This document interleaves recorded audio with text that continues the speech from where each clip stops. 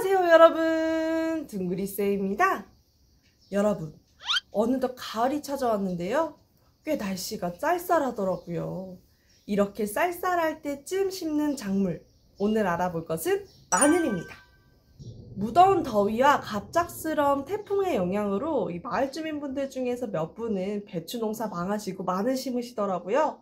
우리 어떻게 하면 마늘 풍년될 수 있을지 저와 함께 지금 바로 알아보러 가보시죠. 그럼 레고! 마늘 품종은 크게 난지형과 한지형으로 나뉘는데, 재배 지역과 재배 형태에 따라서 품종과 파종 시기를 결정해서 심어주시면 됩니다. 난지형은 겨울이 비교적 따뜻한 남부지방에서 재배하는 품종으로 우리나라 마늘 생산의 약 80%를 차지합니다.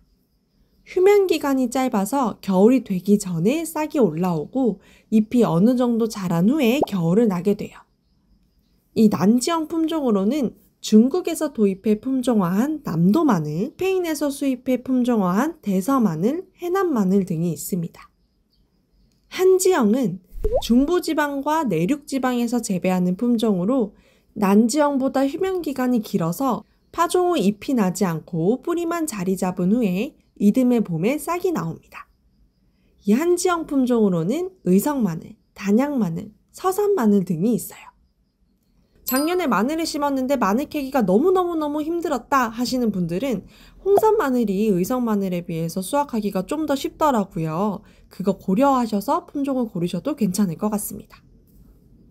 난지형 마늘은 9월 초부터 10월 초까지 심는 것이 일반적인데, 남부 해안과 제주 등 섬지역에서는 일반 재배보다 한 달 빨리 수확하기 위해서 남도종, 고흥종, 장세미 등의 난지형 조생 품종을 8월 말부터 9월 초에 심기도 합니다. 한지형 마늘을 10월 초부터 말까지 파종하는 것이 안전합니다. 파종 시기가 너무 빠르면 마늘 쪽이 쪼개어져 자라는 벌마늘이 생기기 쉽고, 너무 늦으면 뿌리 활착이 나빠져서 건조 피해가 생길 수 있으니 주의해주세요. 제가 보니까 작년에 심었을 때 제 씨마늘이 좀 좋았던 것 같아요. 이 씨마늘은 한눈에 보기에도 튼실하고 병해충 피해가 없는 것을 선택해주세요. 씨마늘의 한쪽의 무게는 한지형은 한 4에서 5g, 난지형은 5에서 7g 정도가 심기에 딱 적당합니다. 참고로 홍산 마늘의 경우에는 원래 마늘 크기가 커서 그런지 한 9g까지 가는 것도 많았어요. 마늘 쪽이 너무 크면 벌마늘이 되기 쉽고, 너무 작으면 수확량이 줄어들 수 있으니까 적당한 크기의 씨마늘을 준비해주세요. 심는 거리나 두둑 간의 거리에 따라 필요량의 차이가 있긴 하지만 보통 한 300평당 씨마늘 약 200kg를 준비합니다. 이 가스와 병의 피해를 막기 위해서 파종 2주 전쯤에 퇴비와 비료, 석회 등을 뿌리고 땅을 곱게 갈아주세요. 마늘은 다른 작물에 비해 생육기간이 길기 때문에 부족하지 않게 뿌려주는 것이 좋습니다. 비료 제조사에 따라 차이는 있겠지만 300평 기준 퇴비 한 2000kg, 석회 200kg 정도를 밭에 뿌려주시면 돼요. 마늘은 pH가 6.5에서 7.0 사이의 밭에서 잘 자라는데, 석회를 시용해서 토양 상도를 맞춰주시는 것이 좋습니다.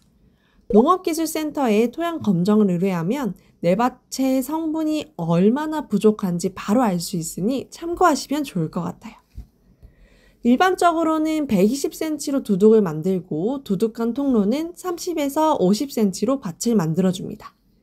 밭을 멀칭하고 직접 비닐에 구멍을 뚫어 사용하는 경우에는 줄 사이 거리는 한 15에서 20cm 정도, 포기 사이 거리는 10에서 15cm 정도로 구멍을 뚫어주세요. 구멍을 직접 뚫지 않고 7구, 19 등등 구멍이 뚫린 유공 비닐을 구매해서 사용이 가능한데, 땅이 진 경우에는 배수랑 통기를 위해서 이랑 높이를 높이고 구멍 개수가 적은 비닐을 사용하는 것이 좋습니다. 자, 마늘 한번 심어볼까요? 가장 먼저 마늘 쪽을 쪼개는 작업이 필요합니다. 마늘 쪽을 완전히 분리하지 않으면 여러 쪽이 같이 자라나서 기역 마늘이 생길 수 있으니까요. 하나하나 완전히 분리시켜주세요. 또 너무 일찍 쪽을 쪼개면 지나치게 씨마늘이 건조해지거나 병해충에 전염되기 쉬우니까 이 쪽 분리는 파종 직전에 하는 것이 좋습니다. 마늘 뿌리를 손바닥 쪽으로 가도록 움켜잡고 마늘대를 평평한 곳에 몇 번 내려쳐주면 이렇게 마늘을 쉽게 분리할 수 있어요.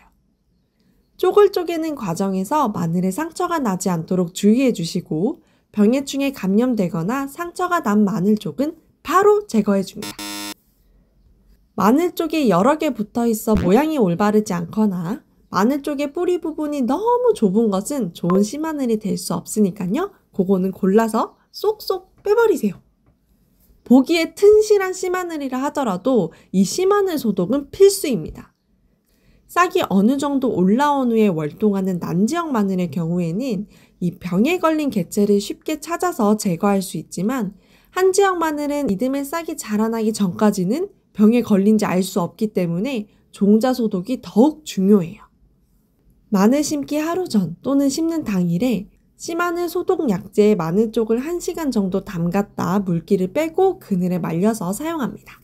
약재 외에 목초액과 물을 1대 200 비율로 섞어서 소독이 가능합니다. 씨마늘 소독까지 마쳤다면 이제 심어야겠죠? 마늘 쪽의 뾰족한 부분이 위로, 둥그런 부분이 아래쪽으로 가게 해서 마늘을 심어줍니다. 마늘 방향을 맞춰 심어야 예쁜 모양의 마늘을 수확할 수 있어요. 심는 깊이는 마늘 쪽에 2배에서 3배 정도로 심어주세요. 마늘을 다 심고 난 후에는 뿌리가 잘 내릴 수 있도록 물을 흠뻑 줍니다. 다음은 마늘에서 발생할 수 있는 주요 병해충입니다. 특히 파종 초기에 주의해야 할 해충은 고자리파리 유충과 뿌리응애인데 이 친구들은 토양 속에 있거든요. 마늘 뿌리와 마늘 쪽을 파먹고 여러 병원균을 매개해서 마늘이 물러지게 만드는 친구들이에요. 잘 부숙되지 않은 퇴비에서 발생이 증가하니까요. 완전히 부숙된 퇴비를 사용해 주시고 파종 전에 토양 살충제로 미리 예방하면 좋습니다. 고자리파리 외에 뿌리응애, 흑색 썩음 균핵병 등도 함께 방제할 수 있는 살균, 살충제로 토양 소독해 주시면 더 좋겠죠? 매년 같은 병해충이 발생하는 곳은 연작하지 않는 것이 좋고 같은 곳에 심는다면 반드시 토양 소독을 철저히 해주세요. 자, 오늘 이렇게 마늘 종자 고르는 법부터 심는 방법 그리고 간단하게 병해충 관리법까지 알아보았는데요. 다음에도 더 유익한 정보로 돌아올게요. 그럼 다음에 만나요. 안녕! 딴, 딴, 따다다단.